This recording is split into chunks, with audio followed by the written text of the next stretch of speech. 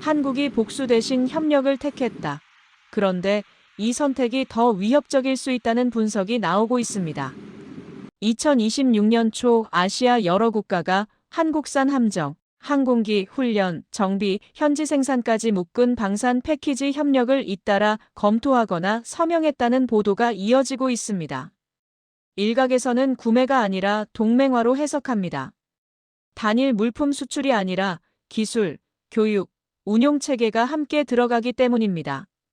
이 흐름이 굳어질 경우 기존 영향권을 자부하던 국가들, 특히 동남아 해양안보, 항공훈련 시장, 정비 생태계를 잡고 있던 플레이어들은 계약이 아니라 질서를 잃을 수 있다는 전망도 나옵니다. 무기 가격 경쟁만이 아니라 신뢰와 파트너십이 선택의 기준으로 떠오른다는 분석입니다. 공개 자료 기준으로 최근 몇 년 사이 한국의 방산 수출이 가파르게 늘었다는 해석이 있지만 정확한 합산 규모는 계약 방식, 인도 시점, 옵션 조건에 따라 달라질 수 있습니다. 다만 시장에서는 단순 대금이 아니라 훈련, 부품, 현지 생산이 묶이며 실제 경제 효과가 수치 이상의 영향을 만든다는 관측이 나옵니다. 그리고 더 중요한 대조가 있습니다. 과거 한국을 회의장 밖에 세웠던 나라들이 지금은 한국의 문을 두드리는 모습이 포착된다는 점입니다. 그렇다면 질문은 하나로 수렴됩니다. 한국은 왜 과거를 들추지 않는가? 그리고 왜 그 침묵이 누군가에게는 복수보다 더 무서운 방식으로 읽히는가? 저는 에드워드 하딩입니다. 58살 전직 공군 출신이고 지금은 유럽권 방위산업 자문사의 파트너로 일하고 있습니다. 제 일은 간단합니다. 각국의 방산 조달 프로젝트를 분석하고 고객사들에게 시장 판단을 제공하는 겁니다. 런던, 2026년 1월 어느 날 아침이었습니다. 템스강 주변의 회색 하늘 아래 저희 회의실 대형 모니터에 속보가 떴습니다. 동남아 일부 국가, 한국과 해양안보, 항공훈련, 정비 패키지 확대 협의. 누군가가 말을 붙였죠. 한국이 이번에는 단발 계약이 아니라 패키지라는데요. 저는 입꼬리가 미세하게 올라가는 걸 느꼈습니다. 그 미소에는 확신이 섞여 있었습니다. 아시아의 계약은 늘 변덕스럽고 결국 예산과 정치에 꺾인다. 그리고 더 깊은 편견이 있었습니다. 한국은 빠르지만 얕다. 체계에 무게가 없다. 그 확신을 밀어올린 건 개인적 기억이었습니다. 저는 아시아를 뉴스로만 본 사람이 아닙니다. 젊은 시절 아시아에서 직접 굴욕을 겪었거든요. 회의가 끝나갈 즈음 동료가 한 장의 문서를 내밀었습니다. 하딩, 이건 꼭 봐야 합니다. 한국을 무서워해야 하는 이유라고 시장에서 돌고 있어요. 문서 첫 줄이 제 눈에 박혔습니다. 한국은 과거를 말하지 않는다. 그래서 더 늦게, 더 깊게 들어온다. 제 손가락이 종이를 누르는 힘이 강해졌습니다. 마치 오래전 기억이 종이 아래에서 꿈틀거리는 듯 했습니다. 1998년 방콕. 그날 밤의 공기가 다시 목을 조였습니다. 저는 그때 아주 젊었고 자신감도 넘쳤습니다. 유럽의 기준을 몸에 두른 채 아시아 몇몇 공군기지에 대한 훈련 지원 협의를 돕는 실무를 맡았습니다. 저는 제가 가르치는 쪽이라고 믿었습니다. 하지만 현실은 달랐습니다. 통역이 끊기고 약속된 회의가 갑자기 취소되고 밤이 되자 로비 바깥이 소란스러워졌습니다. 현지의 정치적 불안과 경제 혼란이 뒤섞인 공기였습니다. 그리고 결정적으로 저를 찌른 장면 하나. 호텔 앞에서 협의 대상 기관의 중간 간부가 유럽에서 온 저에게 서류가 사라졌다며 책임을 떠넘겼습니다. 저는 억울함보다 먼저 모욕감을 느꼈습니다. 아시아는 원래 이런가? 체계보다 감정이 앞서는 곳. 신뢰는 문서가 아니라 눈치로 움직인다. 그날 밤 저는 로비 구석에서 전화를 붙잡고 굳은 목소리로 말했습니다. 여긴 기준이 없습니다. 그리고 그 결론이 아주 위험한 방식으로 확장됐습니다. 아시아 전체를 같은 방식으로 묶어버린 겁니다. 세월이 흘러도 그 기억은 가끔 제 행동을 결정했습니다. 협상에서 상대를 믿지 못하고 통제 조항을 먼저 쓰며 파트너십보다 우위를 먼저 요구했습니다. 그런데 바로 그 편견이 이제 저를 벼랑으로 몰고 갔습니다. 왜냐하면 시장은 한국을 이렇게 말하기 시작했기 때문입니다. 한국은 아시아이면서도 체계가 있다. 제 세계관이 균열을 일으키는 소리였습니다. 그건 누군가의 승리 선언이 아니라 한 사람의 믿음이 흔들리는 소리였습니다. 저는 모니터 앞에 멍하니 서 있었습니다. 그 순간 제 확신이 얼마나 오만이었는지 그 경계선이 흐릿해지기 시작했습니다.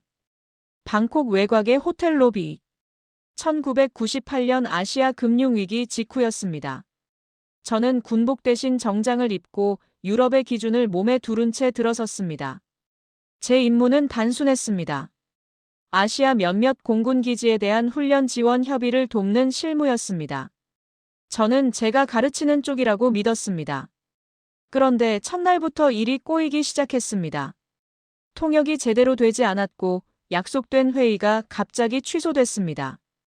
밤이 되자 로비 바깥이 소란스러워졌습니다. 현지의 정치적 불안과 경제 혼란이 뒤섞인 공기였습니다. 저는 불안했습니다. 하지만 그 불안을 인정하고 싶지 않았습니다. 대신 저는 상황을 해석하기 시작했습니다. 여긴 체계가 없다. 예측 불가능하다. 신뢰할 수 없다. 그 해석은 제 자존심을 지키기 위한 방패였습니다. 그리고 결정적인 순간이 왔습니다. 호텔 앞에서 협의 대상 기관의 중간 간부가 저를 불렀습니다. 그는 차분한 목소리로 말했습니다. 서류가 사라졌습니다. 당신 쪽에서 관리를 못한 것 같은데요. 저는 숨이 막혔습니다. 서류는 제가 넘긴 게 아니었습니다. 저는 단지 중간에서 연락을 맡았을 뿐이었습니다. 그런데 그는 책임을 저에게 떠넘기고 있었습니다. 저는 억울함보다 먼저 모욕감을 느꼈습니다. 이건 공정하지 않다. 이건 체계가 아니다. 이건 감정으로 움직이는 곳이다. 그 순간 제 머릿속에서 아시아 전체가 하나로 묶였습니다. 기준이 없는 곳. 신뢰할 수 없는 곳. 그날 밤 저는 로비 구석에서 전화를 붙잡고 굳은 목소리로 말했습니다. 여긴 기준이 없습니다. 협상이 불가능합니다. 그리고 그 결론이 제 안에서 굳어졌습니다. 저는 그날 밤을 잊지 못했습니다. 왜냐하면 그날 밤이 제 편견을 정당화시켜줬기 때문입니다. 저는 굴욕을 겪었고 그 굴욕을 설명할 방법이 필요했습니다. 그래서 저는 아시아는 체계가 없다는 결론을 내렸습니다. 세월이 흘렀습니다. 저는 런던으로 돌아왔고 방산 자문사에서 일하기 시작했습니다. 제 경력은 쌓였고 제 확신은 더 강해졌습니다. 협상에서 상대를 믿지 못하고 통제 조항을 먼저 쓰며 파트너십보다 우위를 먼저 요구했습니다. 그런데 이상한 일이 벌어지기 시작했습니다. 시장에서 한국이라는 이름이 자주 들렸습니다. 한국은 빠르다. 한국은 가격이 합리적이다. 한국은 신뢰할 수 있다. 저는 그 말들을 무시했습니다. 한국도 아시아다. 결국 같을 것이다. 하지만 시장은 계속 말했습니다. 한국은 다르다. 한국은 체계가 있다. 그 말들이 제 귓가를 맴돌기 시작했습니다. 저는 불편했습니다. 왜냐하면 그 말들이 사실이라면 제 편견이 틀렸다는 뜻이기 때문입니다. 그리고 제 편견이 틀렸다면 1998년 방콕에서 제가 느꼈던 모욕감은 무엇이었을까요? 제가 상대를 탓했던 그 순간들은 무엇이었을까요? 저는 그 질문을 피하고 싶었습니다. 하지만 시장은 저를 놔주지 않았습니다. 한국이라는 이름이 점점 더 자주, 점점 더 크게 들렸습니다. 그리고 그날 동료가 제게 문서를 내밀었습니다. 한국을 무서워해야 하는 이유. 문서 첫 줄이 제 눈에 박혔습니다. 한국은 과거를 말하지 않는다. 그래서 더 늦게, 더 깊게 들어온다. 저는 손가락이 떨리는 걸 느꼈습니다. 마치 1998년 방콕의 그 밤이 지금 이 순간으로 걸어오는 듯 했습니다. 2026년 1월 둘째 주 월요일 아침이었습니다. 저는 커피를 마시며 이메일을 확인하고 있었습니다. 그런데 회사 내부 메신저에 빨간 경고가 떴습니다. 하딩 파트너 보고서 일부 유출, 시장 혼란 야기. 저는 커피를 내려놓았습니다. 심장이 빠르게 뛰기 시작했습니다. 유출된 문건은 제가 작성한 내부 분석 초안이었습니다. 핵심 문장이 문제였습니다. 한국은 신뢰를 무기로 시장을 잠식한다. 과거를 말하지 않는 태도 자체가 협상력이다. 선진국형 우월 프레임이 통하지 않을 수 있다. 문제는 표현이 아니었습니다. 그 문건이 경계가 아니라 조롱으로 읽히기 시작했다는 점이었습니다. 일부 언론과 로비 채널이 제 문건을 정치적 도구로 쓰기 시작했습니다. 유럽이 한국을 견제한다는 프레임이 돌고 고객사들은 불편해했습니다. 저는 즉시 회의실로 호출됐습니다. 상사는 차가운 목소리로 말했습니다. 고객들이 묻는다. 왜 하딩이 한국을 낮춰봤다는 뉘앙스가 나오냐? 저는 대답했습니다. 낮춘 게 아니라 경계한 것이다. 상사는 고개를 저었습니다. 시장은 뉘앙스를 먹고 산다. 저는 회의실을 나왔습니다. 복도를 걸으면서 제 손이 떨리는 걸 느꼈습니다. 분노였습니다. 억울함이었습니다. 하지만 동시에 제 안에서 다른 감정이 올라왔습니다. 불안이었습니다. 제 문건이 유출된 건 우연이 아니었습니다. 누군가 의도적으로 제 문건을 꺼냈습니다. 누군가 저를 희생양으로 만들고 있었습니다. 그리고 그 누군가는 한국이 아니었습니다. 제 진영, 제 동료, 제 경쟁자 중 한 명이었습니다. 그날 오후 제 이메일에 한 통의 메시지가 도착했습니다. 발신자는 서지한 한국방산협력 태스크포스의 대외협력관. 제목은 짧았습니다. 직접 보시죠. 저는 이메일을 열었습니다. 내용은 더 짧았습니다. 서울에서 열리는 방산 해양안보 포럼 초청. 현장 투어, 기념관, 조립라인, 정비시설. 단, 조건, 분석가의 시선으로 5대. 결론을 미리 내리지 말 것. 저는 화면을 뚫어져라 바라봤습니다. 제 심장이 불쾌함과 호기심 사이를 왔다 갔다 했습니다. 저는 누군가에게 도전받는 걸 싫어합니다. 동시에 지금은 도망칠 수 없었습니다. 유출 스캔들로 인해 저는 명예회복이 필요했습니다. 그리고 그날 저녁 제 전 배우자이자 탐사기자인 에밀리에게서 전화가 왔습니다. 에밀리는 55살 냉철하고 직설적이고 저보다 상황을 빠르게 읽는 사람입니다. 에밀리는 단호했습니다. 도망치면 평생 편견으로 망한 남자로 남는다. 저는 대답하지 못했습니다. 왜냐하면 에밀리의 말이 사실이었기 때문입니다. 저는 비행기 표를 끊었습니다. 이건 출장이라기보다 자존심의 재판이었습니다. 저는 서울로 가면서 제 안에서 두 가지 감정이 싸우는 걸 느꼈습니다. 하나는 증명하고 싶은 욕구였습니다. 제 판단이 옳았다는 걸. 다른 하나는 두려움이었습니다. 제 판단이 틀렸다면 어떡하지? 비행기가 이륙했습니다. 저는 창밖을 바라보며 생각했습니다. 서울은 제게 증명의 장소가 될까? 아니면 붕괴의 장소가 될까? 서울, 용산. 비행기에서 내린 지 2시간 만에 저는 전쟁기념관 앞에 서 있었습니다. 넓은 광장과 기념관의 거대한 외벽을 바라보며 저는 마음속으로 판단했습니다. 상징은 늘 과장이다. 문제는 실체다. 서지안이 저를 맞이했습니다. 44살 차분한 목소리, 과장하지 않는 태도. 그녀는 안내를 서두르지 않았습니다. 설명을 과장하지도 않았습니다. 그 대신 제 시선을 한 전시 섹션으로 고정시켰습니다. 우리가 받은 도움, 우리가 주는 도움. 낡은 함정 모형이 있었습니다. 전쟁 직후 외국에서 기증받았다는 기록이었습니다. 그리고 그 옆에 필리핀으로 넘어간 포항급 초계함의 패널이 있었습니다. 공개 자료 기준으로 일부 보도에 따르면이라는 문구가 붙어 있었습니다. 서지안이 물었습니다. 이 전시는 복수의 이야기가 아니라 선택의 이야기입니다. 저는 반사적으로 냉소를 준비했습니다. 선택. 결국 이익이니까 하는 거겠지. 하지만 이상했습니다. 설명에는 원한이라는 단어가 없었습니다. 과거에 우리가 어떤 취급을 받았는지를 말하지 않았습니다. 그 대신 약했던 시절을 정면으로 인정하고 강해진 뒤 무엇을 할 것인가를 물었습니다. 저는 불편한 감정을 느꼈습니다. 그 불편함은 반박이 아니라 공허에서 왔습니다. 제 세계에는 강해지면 되갚는다가 공식인데 여기에는 강해지면 돕는다가 놓여 있었습니다. 서지안이 조용히 덧붙였습니다. 협상 테이블에서 과거를 꺼내면 이길 수도 있습니다. 그런데 한국은 그 카드를 아예 쓰지 않습니다. 제 머릿속에서 오래된 질문이 달아올랐습니다. 왜 그걸 안 쓰지? 저는 대답할 수 없었습니다. 왜냐하면 제 경험에서는 과거는 늘 무기가 됐기 때문입니다.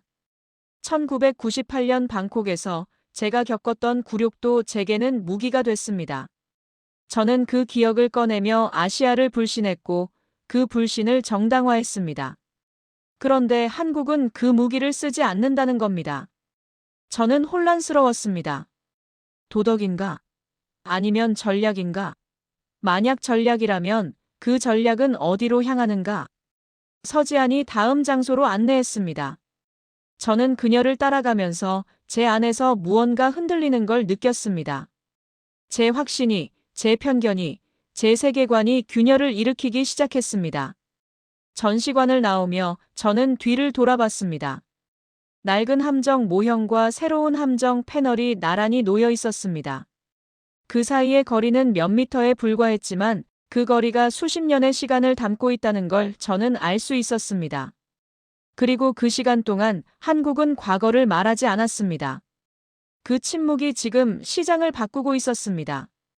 다음 날 부산. 거대한 항만의 바람은 차갑고 현장감은 날카로웠습니다. 저는 화려한 홍보관을 기대했습니다. 하지만 서지안은 일부러 정비시설, 교육 일정표, 부품 창고 운영 규정 같은 것부터 보여줬습니다. 조종사 훈련 커리큘럼, 몇 주, 몇 달 단위로 설계되는 구조, 정비 인력 인증 체계, 현지 인력 양성, 부품 공급망, 단기 납품이 아니라 장기 운용 지원. 저는 서류를 넘기면서 제 얼굴이 점점 굳는 걸 느꼈습니다. 이건 판매가 아니었습니다. 이건 상대 국가의 운영체계 속에 한국이 들어가는 구조였습니다. 서지안이 설명했습니다. 패키지 협력은 단순히 물건을 파는 게 아닙니다. 훈련, 정비, 부품, 기술 이전이 함께 들어갑니다. 그러면 구매 국가는 한국과 장기적으로 연결됩니다. 이건 계약이 아니라 관계입니다. 저는 숨이 막혔습니다. 제가 선진국만 가능하다고 믿던 구조가 제가 아시아는 얕다고 치부하던 곳에서 펼쳐지고 있었습니다. 그리고 더 충격적인 건 따로 있었습니다. 정비라인 한쪽에 외국 엔지니어들이 보였습니다. 서지안은 담담히 설명했습니다. 공동개발 참여국 인력이 교육, 협업을 받는 구조가 운영됩니다. 규모나 범위는 계약마다 다를 수 있습니다. 저는 고개를 끄덕이면서도 내면이 흔들렸습니다. 기술 이전은 호의가 아닙니다. 자칫하면 경쟁자를 키우는 일입니다. 그런데도 이 구조가 작동한다면 그건 자신감이라는 뜻입니다. 과거를 들추지 않아도 이길 수 있다는 자신감. 그리고 상대를 아래로 보지 않는 태도. 저는 항만을 걸으면서 1998년 방콕을 떠올렸습니다. 그때 저는 상대를 불신했습니다. 그 불신은 제 자존심을 지키기 위한 방패였습니다. 하지만 지금 여기서는 신뢰가 무기가 되고 있었습니다. 그 순간 제 휴대전화가 울렸습니다. 에밀리에게서 메시지가 와 있었습니다. 유출 문건의 원본이 다시 돌고 있다. 누군가 하딩을 희생양으로 만들고 있어. 저는 분노했습니다. 그 분노는 한국이 아니라 제 진영을 향했습니다. 누군가는 제가 한국을 깎아내렸다는 프레임으로 이익을 얻고 있었습니다. 제가 한국을 의심하러 왔는데 지금은 제 편의 정치를 의심하게 됐습니다. 서지안이 마지막으로 한마디를 던졌습니다. 한국이 무서운 건 복수를 안 해서가 아닙니다. 선택지가 너무 합리적이라 거절하기 어렵다는 겁니다. 저는 그 말을 곱씹었습니다. 거절하면 바보가 되는 제안. 그 제안의 핵심은 무엇일까? 저는 다음 장소로 향하면서 그 답을 찾기 시작했습니다. 경남 사천. 거대한 조립 라인. 기체의 외형, 공구 소리, 작업자들의 동선이 질서처럼 움직였습니다. 저는 숨이 막혔습니다. 제가 선진국만 가능하다고 믿던 풍경이 제가 아시아는 얕다고 치부하던 곳에서 펼쳐지고 있었습니다. 서지안이 안내했습니다. 저는 조립 라인을 따라 걸으며 각 공정을 관찰했습니다. 정밀한 용접, 전자 시스템 장착, 테스트 과정. 모든 것이 체계적으로 움직였습니다. 그리고 라인 한쪽에 외국 엔지니어들이 보였습니다. 서지안은 담담히 설명했습니다. 공동개발 참여국 인력이 교육, 협업을 받는 구조가 운영됩니다. 규모나 범위는 계약마다 다를 수 있습니다. 저는 그 장면을 보며 제 안에서 당혹감이 올라오는 걸 느꼈습니다. 기술 이전은 호의가 아닙니다. 자칫하면 경쟁자를 키우는 일입니다. 그런데도 이 구조가 작동한다면 그건 자신감이라는 뜻입니다. 제 감정이 바뀌었습니다. 처음엔 의심이었고 이제는 경계를 넘어 당혹이었습니다. 그리고 당혹은 곧 존중의 문턱을 밟았습니다. 저는 조립 라인을 나오며 서지안에게 물었습니다. 왜 기술을 이전합니까? 경쟁자를 키우는 건 아닙니까? 서지안은 미소 지으며 대답했습니다. 경쟁자가 아니라 파트너를 키우는 겁니다. 그리고 파트너가 많을수록 한국의 영향력도 커집니다. 저는 그 말을 듣고 제 세계관이 또 한 번 흔들리는 걸 느꼈습니다. 제 세계에서는 강한 자가 약한 자를 통제합니다. 하지만 여기서는 강한 자가 약한 자를 키웁니다. 그리고 그 관계가 오히려 더 강한 영향력을 만듭니다. 저는 조립 라인의 기체를 바라봤습니다. 그 기체는 단순한 무기가 아니었습니다. 그건 관계의 상징이었습니다. 훈련, 정비, 부품, 기술 이전이 함께 들어가는 관계. 그 관계가 한국과 구매국을 장기적으로 연결합니다. 그리고 저는 깨달았습니다. 한국이 과거를 말하지 않는 이유를. 과거를 말하면 상대는 빚진 자가 됩니다. 하지만 과거를 말하지 않으면 상대는 파트너가 됩니다. 그리고 파트너는 빚진 자보다 오래 갑니다. 저는 부끄러웠습니다. 제가 1998년 방콕에서 느꼈던 모욕감이 제 편견을 정당화하는 도구가 됐다는 게, 제가 상대를 불신하며 통제를 요구했다는 게, 제가 파트너십보다 우위를 먼저 생각했다는 게, 저는 조립 라인을 나오며 제 얼굴이 뜨거워지는 걸 느꼈습니다. 그 열기는 분노가 아니라 부끄러움이었습니다.